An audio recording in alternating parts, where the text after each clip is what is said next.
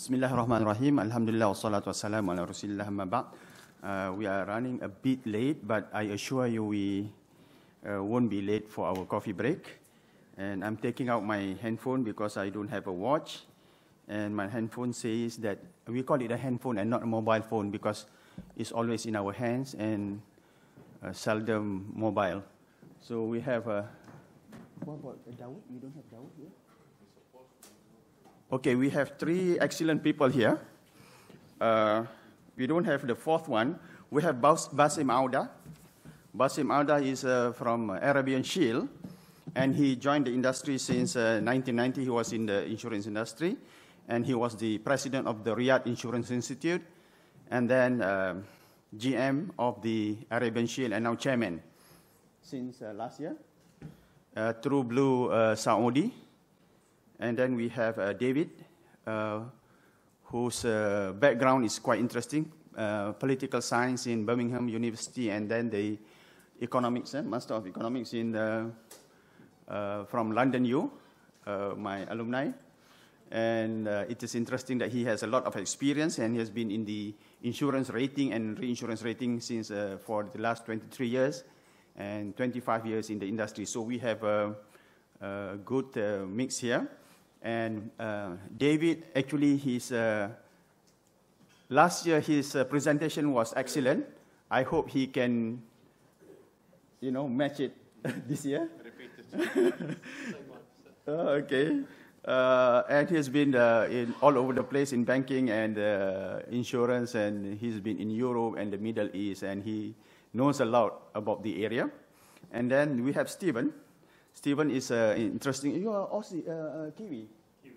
Okay, so we have a Saudi, we have a British, and we have a Kiwi. And sorry, Jordanian. Oh, Jordanian. Okay, sorry. Working in Saudi. Working in Saudi. So that's a bit better because Jordan is not part of the group of boycott, right? Not part of the group of 4. No. Okay. So far. So that's quite interesting. And we have a Kiwi. Stephen has been in the working with the Chinese in Hong Kong and Arabs in the Middle East. So it's a quite an interesting mix, I hope. And he'll give a different version. And the fourth person is not around. And I assure you it's not because of the boycott, because Kuwait is not part of the group of 4. And without further ado, huh?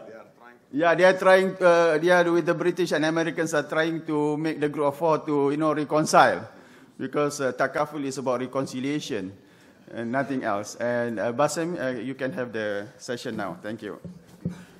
Yeah. 10 minutes, huh? Yeah. Thank you. بسم الله الرحمن الرحيم. أسعد الله صباحكم جميعا. Ladies and gentlemen, good morning everybody. And I would like to thank the organizers, and I take this opportunity to talk for a few minutes about the Saudi insurance market being one of the most important Takaful markets in the world. Being in Saudi Arabia for 28 years, actually, I have witnessed the pre-regulation times and the post-regulation times. I believe that what Saudi insurance industry achieved is tremendous compared to the age of the regulated industry. The regulation of the Saudi insurance industry began in 2003 only, and the issuance of regulations following that, the licensing of the companies started in 2005. We can talk about 12 years old industry post-regulation. I think the regulator has done very well, SAMA being very well known as a strong regulator for the banking sector in Saudi Arabia. They have been given the responsibility to organize insurance as well. We do not deny that there was teething issues, learning curve as well, but I believe what has been achieved in 12 years is really very good. The size of the Saudi insurance market now is about 7.7 billion sterling pound, almost 10 billion US dollars.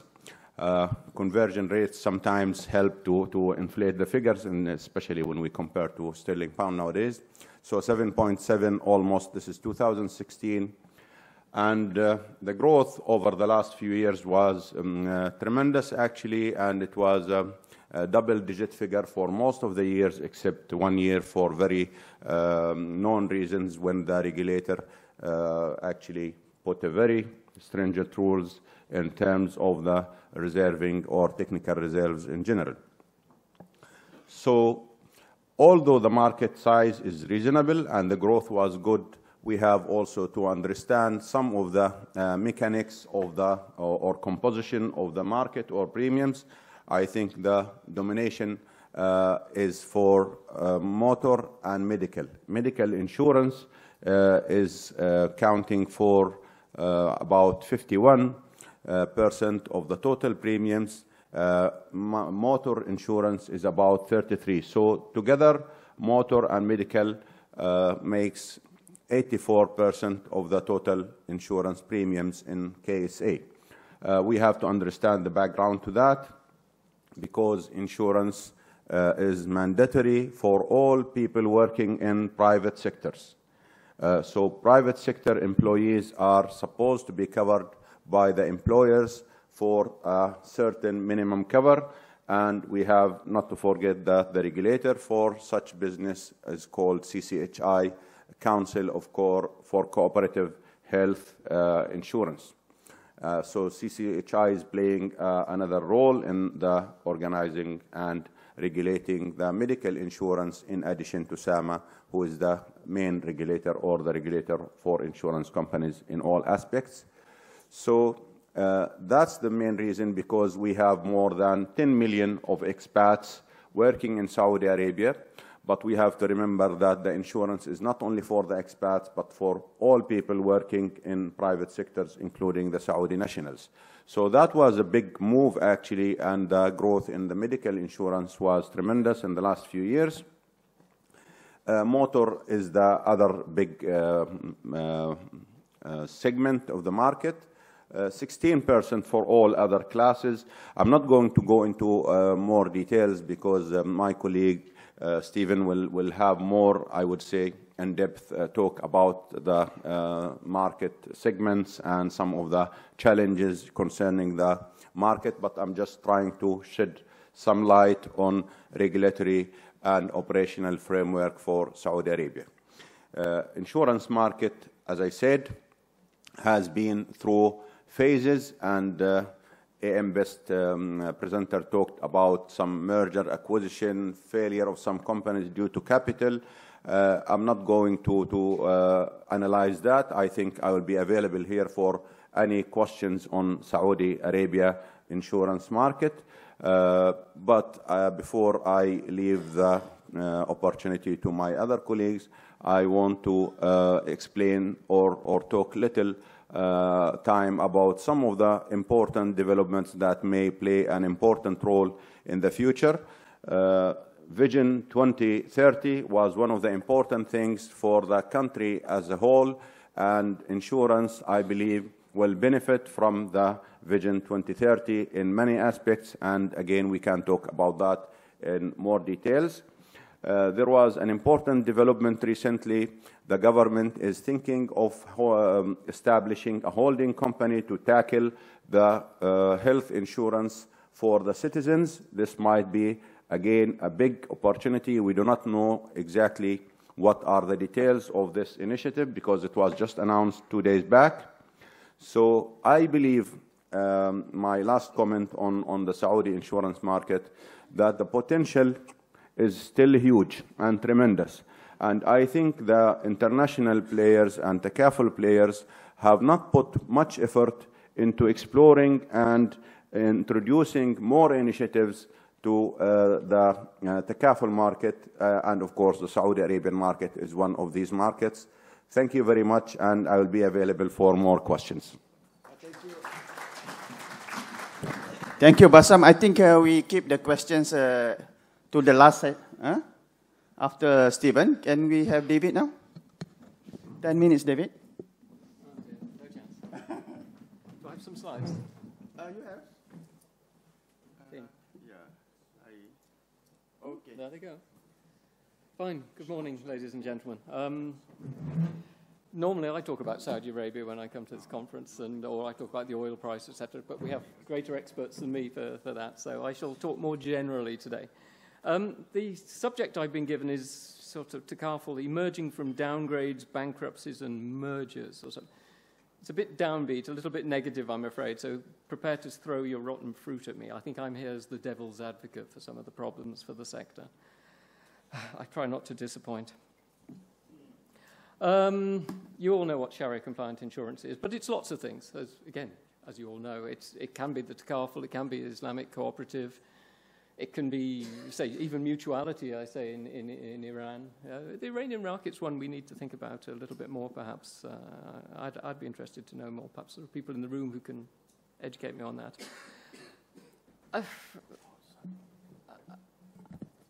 Again, I've suggested in the past, I think, I do have a preference for structure. I've been very impressed by the way the Islamic cooperative structure functions. It's fairly simple.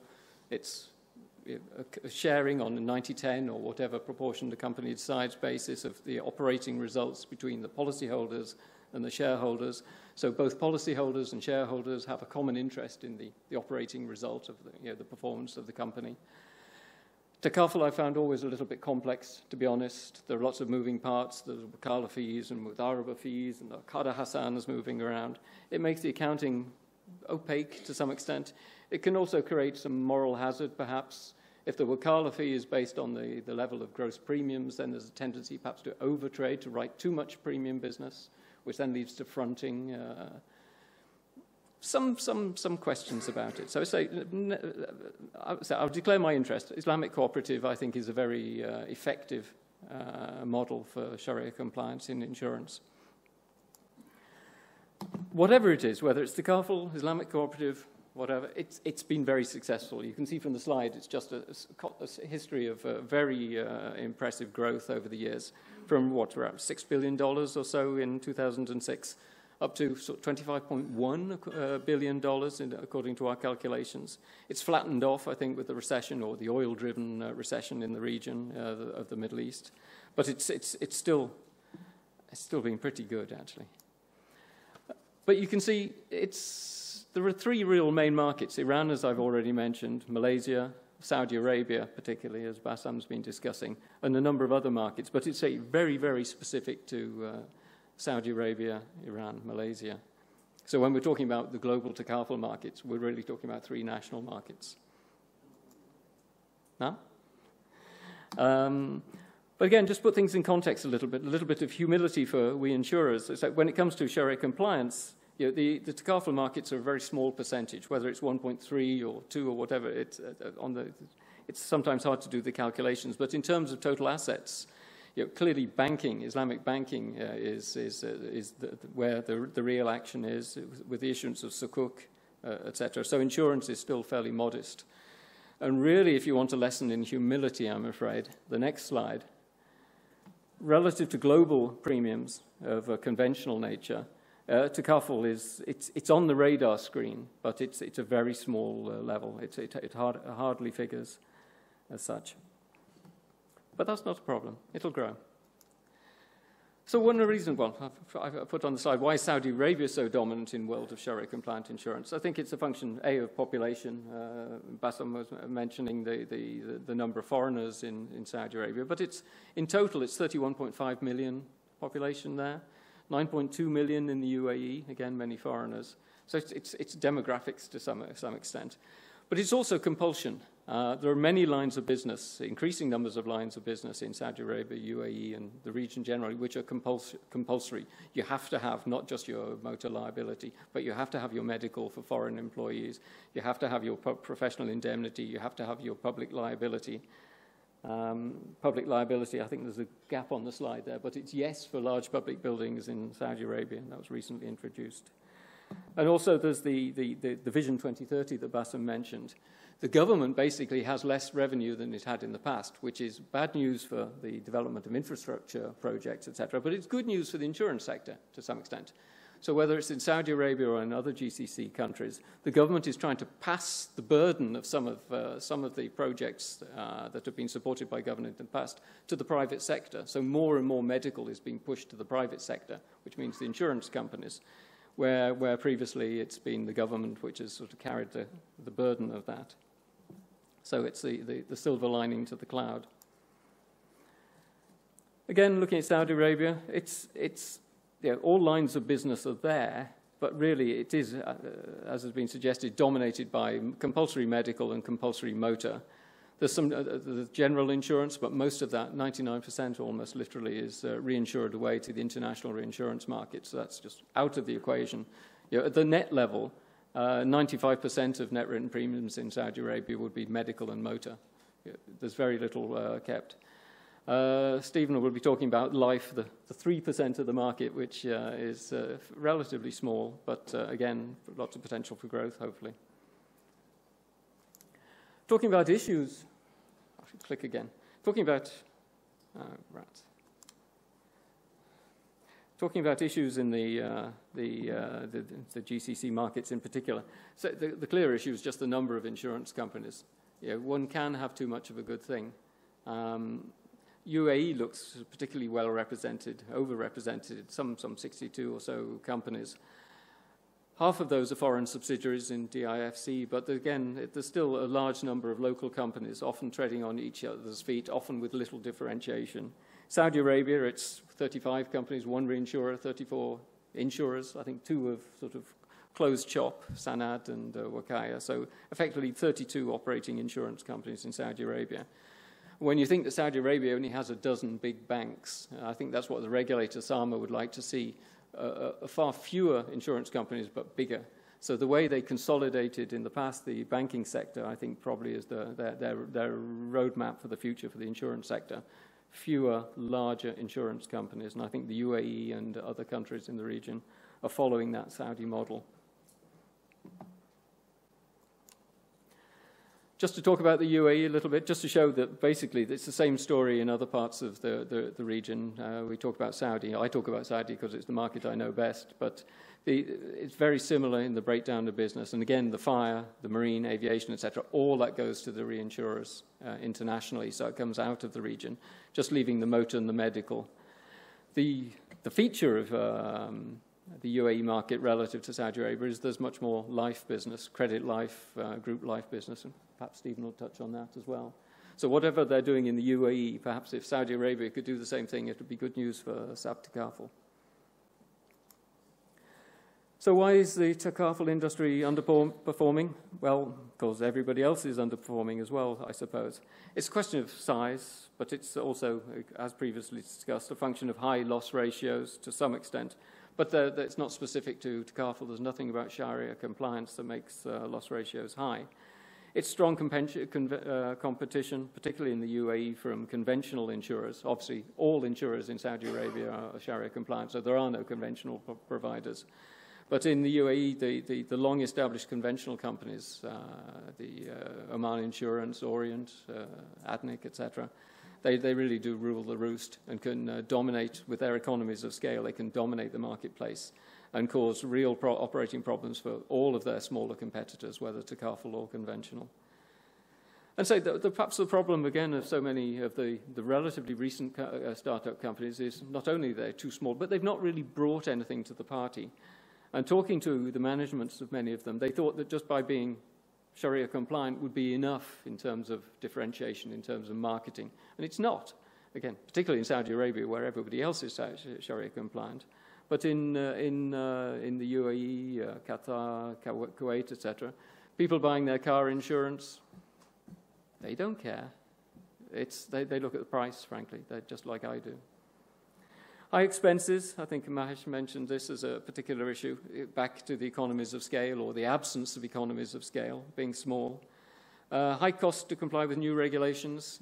Again, we're seeing that in the European banking sector, etc. The cost of compliance is quite onerous, and it's similarly for the insurance companies in the Middle East. So every company has to have, you have Saudization ratios on top of that, so staff are expensive.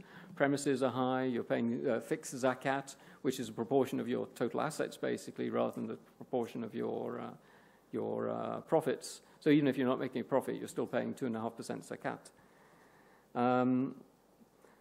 Brokers, intermediaries are looking for high fees. Regulators are looking for high fees. Saudi Arabia, if you knew how much some companies are paying for regulatory fees, you'd see what some of the problem is. High wakala fees charged by operators for managing operating policyholder funds. And net, you have erosion of the capital base through the cost of listings. Most companies in the UAE now or Saudi Arabia have to be listed. It's happening in Oman as well. So the price of performing an IPO, startup costs, gradual build-up of operating losses. It just undermines the capital position. Some additional challenges, I'm going to overshoot my 10 minutes here, but anyway, some additional challenges facing all insurers. Nobody likes insurance, I'm afraid. They regard most insurance in certainly the GCC region. It's compulsory insurance is a tax, and they try to avoid it. And I say it's estimated that, 55%, if not 60 I've written, but around about 55% of the vehicles in Saudi Arabia are uninsured. So people just don't bother. And the employers try to cut back on the medical insurance if they can, offering cheap and cheerful policies, really, just a piece of paper. So I said, tactfully, some doctors seem to overprescribe. So it's difficult to make a profit on medical insurance when the doctors who are providing the prescriptions, etc., just prescribe and prescribe and prescribe. And anyone who's lived in the Middle East will know just how generous doctors are in the provision of medicine and pills and more tablets and more pills and more pills. It's absurd to the point of being amusing, but if you're the insurer who has to pay, it's not so funny. Same with the dentistry cover, same with hospitals, all providing too much cover, too much treatment, really, more than is required. And even the users, you're given a medical card, and so maybe there's a cap on the amount of spending you can use that medical card in a given year, 4,000 dirhams or whatever. So you're going to use those 4,000 dirhams. You're going to spend. So your wife and your family are going to draw on that card until you hit the limit, because you think that 4,000 dirhams is yours. So it's like a credit card. And it does happen. Talk to my wife. Trust me, it does happen. I shouldn't have said that, should I? But anyway, she's not here, so... And I say the GCC may be a tax-free region in terms of corporation tax, but it's a very, very expensive place to run a business, as many of the insurers are finding out, whether conventional or Sharia compliant. Opportunities, there are a few. I say, despite the oil price fall, we're seeing that there's still a lot of business going on, driven by demographics, driven by population growth, driven by new compulsory requirements for cover. We're seeing improving yields, perhaps on cash. So people are talking about whether interest rates on the dollar rising, but that's good news for the insurance companies who tend to be cash rich. We're seeing increasing levels of business, medical business, triggered by sort of regulatory requirements, triggered by government, triggered by just change, I think. We're seeing new requirements for medical in Kuwait, perhaps in the northern Emirates of the UAE, Sharjah, perhaps next. We'll see. And generally just the opportunities for life and pension business. More of that after me, I suspect. Threats, no shortage of threats. It's perhaps with reinsurance pricing so soft, there's going to be just fewer fees for companies. Many Takaful companies do a lot of fronting. I say there's a slight tendency to perhaps overtrade, so they write a lot of business and then pass it straight to the reinsurance sector in return for an inwards commission. Perhaps they're seeing less commission now. Motor, medical, it's a commodity. Too many insurers, not enough consolidation. We're seeing that although there's growing life business, life pensions and savings, etc., it's tending to be bank-owned companies, such as SABB Takaful, who are getting the majority of that business. The banks are channeling that business to their own associated insurance companies. So those insurance companies that don't have a tie to a bank are not seeing any of the life or pension business, or very little, in fact. And there's overheads and there's tax, VAT, zakat, you name it. You pay it. Just talking as a rating agency, though, we do look at the country risk, and the country risk isn't such a problem for the region. Just looking on the right-hand column, it's intermediate, just means average. This is by global standards for it's intermediate risk, or even low risk for running an insurance company in these various countries. So the region is not too risky in terms of sovereign risk as we see it. And so when we do at Standard & Poor's, S&P Global as I should call it now, when we do rate companies in the GCC region, we're finding there is a slight difference between the average for conventional insurance companies and Takaful insurance companies. You could say, you can see from the graph probably, the center of gravity for Takaful insurance companies tends to be in the BBB range somewhere, which is still an investment grade rating. There's nothing wrong with a BBB rating. But it's slightly lower than perhaps the center of gravity for conventional companies. But that's just because the conventional companies have been around longer, they're bigger, they're better established, they tend to be better capitalized, they have the economies of scale, they've got the brands, which are perhaps lacking to many of the Takaful and Cooperative companies, which are just more recent startups. There's nothing intrinsic about a Sharia-compliant company that's holding its rating back. Conclusions, number one, nearly done. Genuine potential, I suppose, on the Sharia-compliant side, but just too many companies. There's been explosive growth, so till to date there's been room for everybody, but now we're starting to see that growth sort of flatten out slightly. So again, it puts pressure on companies perhaps to consider their options. And now, particularly in Saudi Arabia, we know that the regulators are actually pushing companies to consider consolidation. When they're asking to do rights issues, they're having those rights issues denied. Find another solution, and when the only other solution, of course, is either to merge or close down. We're seeing that in the UAE as well. The regulator starting to put pressure on companies to come together. You know, you've got to talk. Sharia compliance is a competitive advantage, as discussed, but not enough in its own. Some differentiation, whether it's quality of service, product design, whatever, but companies need to learn to not try to compete on commodity lines. If you're going to compete on commodity lines like medical and motor, you have to have the economies of scale, and it tends to be the conventional, traditional, long-established companies that have those economies of scale. Problem for the region, casual insurance fraud. It happens everywhere in the world, actually, particularly on the medical account, but people just tend to overclaim because the insurance companies can afford it, can't they? And too many insurers seem to focus more on investments than less on customers. It's a pity we don't have our colleague from Kuwait with us today, because particularly in Kuwait, you see there are lots of insurance companies, many of which are Takaful, but they're not insurance companies. They're property development companies. But it's, as you know, if you live in Kuwait, it's much more convenient and flexible, if you want to be a property developer, to act as a property developer within the shell of an insurance company than as a property developer as such, where there's much more regulation and fees and taxes, etc. So it's an accommodation, really. It's called insurance, but frankly, it's not. Sorry, shouldn't say that, but it's the truth. And again, there's a limited range of investment outlets. It's nice to see, perhaps, the Saudi government issuing sukuk, etc. That's great, some securities for the insurance companies to invest in. But till now, it's been fairly difficult for Sharia-compliant companies to find an acceptable investment asset.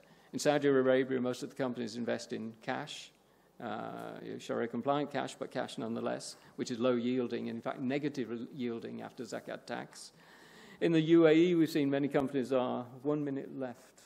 Okay. Sorry, guys, that's, you've got 1 minute left. Limited range of investment outlets. They've tended to go for Sharia compliance. They've invested in equities, which go down as well as up, and they've invested in real estate, which goes down as well as up, and is illiquid as well to boot. And so the investment strategies of many Sharia compliant companies have been dubious, to say the least, in terms of liquidity, in terms of asset quality, in terms of them being a store of value. So, last slide.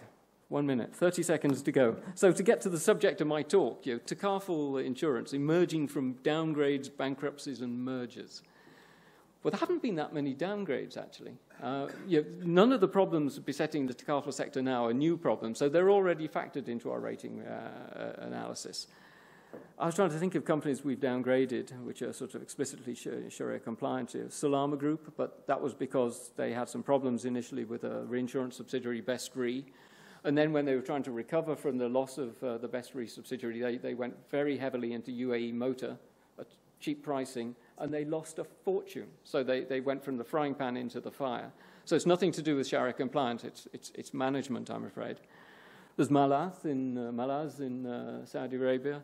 They wrote one motor contract with a very large motor dealer, and it lost them so much money, it overwhelmed all of the profits they were making on the rest of their portfolio. One contract caused the company to get into difficulties and caused the rating to go down. And there's MedGulf in Saudi Arabia again. That's had some internal problems. But its ultimate problem was that it was undercapitalized. So when it had internal problems and losses, it made the thin capital even thinner, and that caused the rating to go down. But again, nothing to do with Sharia compliance. Not so many bankruptcies. I don't know, perhaps people in the room can think of bankruptcies. I can think of a couple. Wakea Takaful in Saudi Arabia, that went down. They tried to specialize in doing insurance for car hire and fleet. Not always dangerous at the best of times, but they underpriced it. And they took on one very large medical contract, Saudi Electric, and they underpriced it, and so they just died on that. But again, it's nothing to do with Sharia compliance. It's just bad business. Sanad has closed down, but I don't know if other people can think of bankruptcies. So I'm saying not so many downgrades, not so many bankruptcies. The real problem is there's not been so many mergers either, in fact, very few. What the sector does need to do is consolidate. They need to bring their staff together. They need to build up economies of scale. And if they don't want to merge, there are alternatives. You can cooperate. I don't mean Islamic cooperatives here. Simple cooperation. Small companies can come together, particularly on the medical account. Most of them are writing through a TPA, a third-party administrator. If they can pool their business through the TPA, they can then try to obtain the same economies from the clinics and hospitals that the larger players can play. The market leader in Saudi Arabia is Bupa Arabia. And they're said, we don't rate them, but they're said to be getting discounts of up to 50% from the hospitals and clinics where they send their patients, because they send such a volume. Smaller companies just can't get those discounts, but if they club together, pool their business through the TPA into the same hospitals and clinics, then they too could hope to get those discounts. So it doesn't necessarily have to be merger, but some cooperation, please, at least within the sector. And that's it. Time up. Thank you, David. I know it's very interesting, and there's a lot of things I learn every time David speaks. But then the voice of your stomachs are louder than David's voice. So I had to do something. And Stephen, can you do the honors?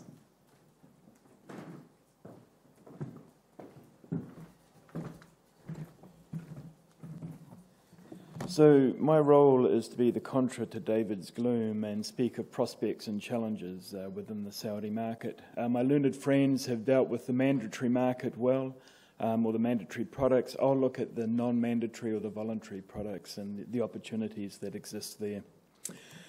Before I get into it, I'll get into a quick overview of the market, also an even quicker overview of Vision 2030 to keep our moderator happy. Yeah. And then move into two products. I'll look at them, rather than looking at a macro level, I'll look at family Takaful and SME markets as opportunities and the challenges that are associated with that. As has already been spoken, the Saudi market continues to grow, although in 2016 we were looking at 1% growth only. This is a reflection of the oil market and also the liquidity, or lack of liquidity, that struck the Saudi economy last year. One other item there, I draw your attention to the net claims lifted to 7%, and we'll come into that a little bit later. The penetration breakdown, as mentioned, savings and protection or life insurance is at 0.1, as is general Takaful. The two leads, and I use that term cautiously because, as you can see, the market is bordering on 2%. The two leads are the mandatory products, health and motor. Also look at the spend in insurance, and you can see again the non-mandatory products, the spend is weak and declining, certainly in 2016. If we looked at the growth in 2016, the growth was in motor. Every other sector of the market declined. The other interesting fact here is in the claims, the growth in claims was in health more than in any of the other segments. Vision 2030 is an initiative that the Saudi government introduced into the economy last year. They're looking at future-proofing Saudi. They recognise that the country cannot depend on oil for the rest of its days. It needs to become more self-sufficient in other areas. And the country can't depend on the government for the rest of its days either, and the private sector needs to play a bigger part in the economy of Saudi Arabia. And so the government, so Vision 2030 was born by the government. There are a number of initiatives here, but the pillars, the three pillars of Vision 2030, the government want Saudi Arabia to continue to be the heart of the Arab world. They want to be a global investment powerhouse, and they also want to be the hub of trade as well. But there are a number of sub-pillars there. They're looking for unemployment within the Saudi population to reduce. They're looking for women to become more visible in the workplace, and they're looking for the health of the Saudi to improve as well. They're looking at 40% of Saudis to exercise at least once a week, which is a challenge. So if I look at the opportunities, the first opportunity I'd like to talk about is savings and protection and how that aligns with Vision 2030. I mean, I think it is, when we're looking at opportunities, it is important in Saudi that you do align with Vision 2030.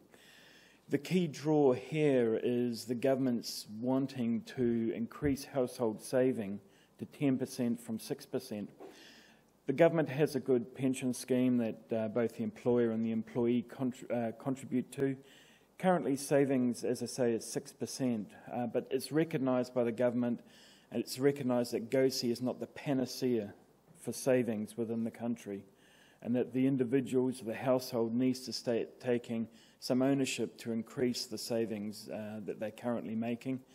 It's an opportunity for certainly the insurance market as well as other financial sectors to become involved in increasing that savings program. We've jumped a wee bit, okay.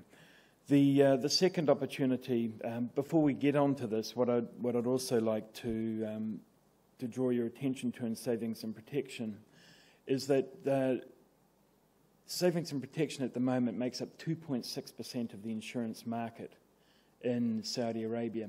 If you look at savings and protection or life insurance globally, it's almost 50% of the total spend globally. So in that alone, there is opportunity to introduce savings and protection or build on savings and protection in Saudi. The population in Saudi is young. The average age is 28 years old. This is because of population growth, but sadly it's also because the Saudi can die young. If we look at the roads, for example, if we look at WHO, a World Health Organization, they state 2.5% of deaths globally are as a result of road accidents. Not so in Saudi. In Saudi it's more 20% of the population die on the road. Now if you consider the pyramid and deaths are at the peak of the pyramid, you can only imagine the number of people that are disabled or temporarily disabled as a result of road accidents when you have 20% of deaths are caused on the road. The other interesting stat is in diseases or illnesses. It's compatible to the World Health Organization's stats, but Saudi in their statistics also see old age as a cause of death, which the World Health Organization doesn't. So if you factor in how many people as they get older die of a disease or illness and add that to the disease and illness stat for Saudi, suddenly the number becomes very, very large. And Saudi does have an issue with diabetes, it does have an issue with heart disease. And that's been recognised by the government and recognised that something needs to be done about that as well. SME, as I mentioned, the government looking to increase private enterprises' involvement in the GDP up to 65%. And of that 65%, they want SMEs to generate nearly 50% of that 65%. So that's moving the SMEs from 20% to 35%. Currently 1.9 SMEs in the country, so you can imagine a lift of almost double. It's a material increase in SMEs. One of the reasons for that is employment of Saudis. Only 10% of Saudis are employed in the SME market at the moment, and the government are looking for that to be lifted. So they're not looking for the SMEs to continue being in the construction business or the trade business. They want them to be involved in bioproducts. They want them to be involved in smart manufacturing and health products, which are more aligned with the Saudis' education. The Saudis are very highly educated, and to get them involved in those tech industries makes sense. So we just have a little bit of a mix there. So let me go into the challenges that exist. The first, and it's been mentioned by David, is the dependence on the government, and the government are looking at weaning the population off that dependency. From an insurance point of view, what we need to do is we need to make sure that we make the products available to the customer in their environment. Saudis are smart, they're tech smart. For them, email, Facebook is old technology. They're into Instagram, they're into Twitter, they're into WhatsApp, and those are the environments that we need to take these products if we're going to contribute to the growth in the market. There's also a paradigm shift. There's a reluctance to understand the impact that the death of the breadwinner would have on the family or the household. There's also a lack of understanding of the impact that an injured breadwinner would have on the well-being of the household. And I think from an industry point of view, this is an area that we can improve on to draw this to the attention of the good folk of Saudi. And certainly from a company point of view, we need to make sure the quality of our products match the need for the population. The industry image, you could argue this is global, but from a company point of view, we need to meet our promise so that we're shown that we're a trusted partner to the population of Saudi Arabia. And finally, Saudization, which was talked about earlier. There's a real drive in the government to have more Saudis involved in the industries, in particular the insurance industry. And it's justified and it's right. As I say, that's a highly educated market. But we as companies need to start training the Saudis as we bring them into our industry so that when they take the top positions, they're, for want of a better word, credible, that they have the skills to sit in that role and not add risk to the company. And I think that's an obligation on the part of the insurers to meet that need to become education centres for the Saudi population. That's me in a nutshell. The only summary that I would like to bring is one of the joys for me working in Saudi Arabia is you don't need to compete with your fellow insurers. You're actually in a position where you can create the market, and that's quite unique.